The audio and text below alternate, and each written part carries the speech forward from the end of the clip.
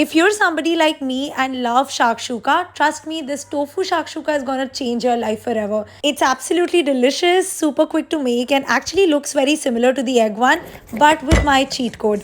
So I start by chopping my veggies as well as cutting my tofu into these circles and then cutting small circles for the yolk to go in later. I next start sauteing my veggies in some extra virgin olive oil, adding my spices, some salt, some sugar, add a dash of water, and when the veggies are nicely cooked, add your tofu and let it cook. Now for the cheat egg yolk, I'm going to use besan, tofu, salt, pepper, a little bit of haldi powder and blend it with some water.